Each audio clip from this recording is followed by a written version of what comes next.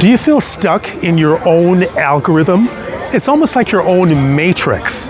What I mean by this is that if you're on YouTube or any type of social media, they feed you things that they think you want to see. It's kind of like a mirror effect, because you look into it, what you give is what they give you back. But sometimes you could be stuck. Have you had this experience where you type something into YouTube and then all of a sudden they start showing you things? They're showing you things that they think that you would like.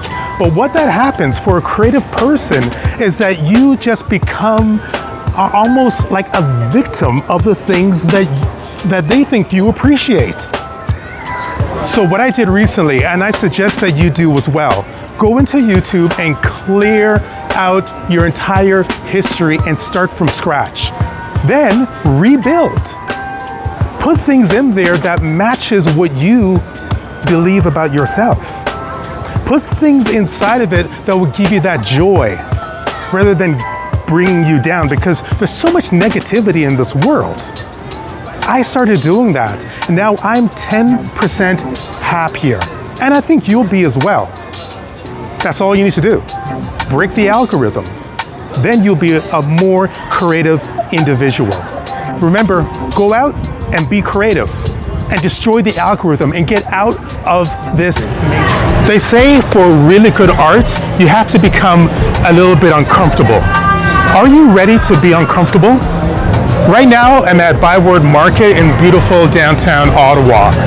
I thought about just staying inside of my office and just doing all of the episodes from there. Would you find that interesting? It probably will be, but this is a little bit more creative because I'm outside of my elements. I'm outside of my comfort zone. And to be a really good artist, you need to challenge yourself to get out there a little bit more. Even if it may not work out for you, that's okay. At least you're taking a chance. Right now, I'm taking a chance of looking ridiculous for my art. That's what we need to do.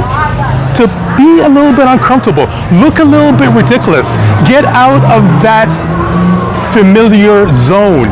And when you do that, when you attempt to do that, then you will really find your creative passion. As an artist, do you fixate on your stats? Some people do, especially some people when it comes to podcasting or when it comes to YouTube. You know the stats, right? When you create something, you just rush. You just want to see how many subscribers you have, how many likes, how many reposts, or whatever it is, or even on social media.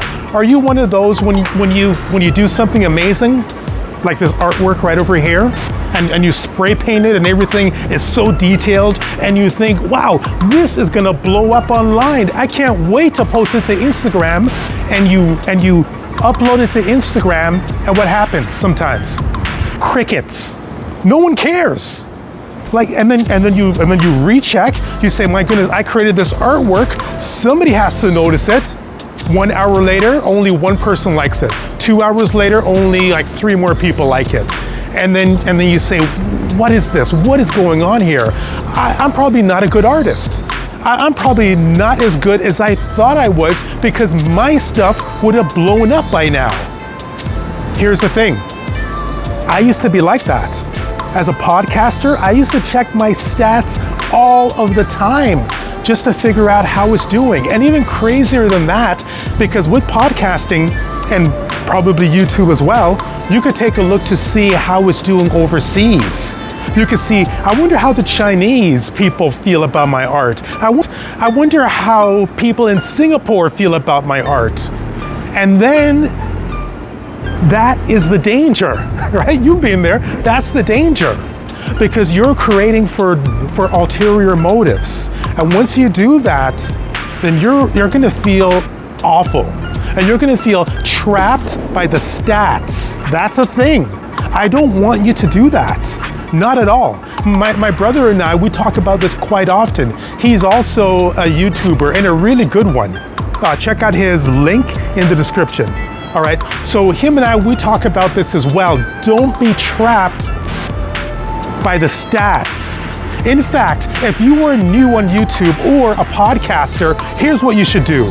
I'm not saying you should never look at your stats, because you want to see, you want to gauge and figure out which videos or which podcasts are working better than others.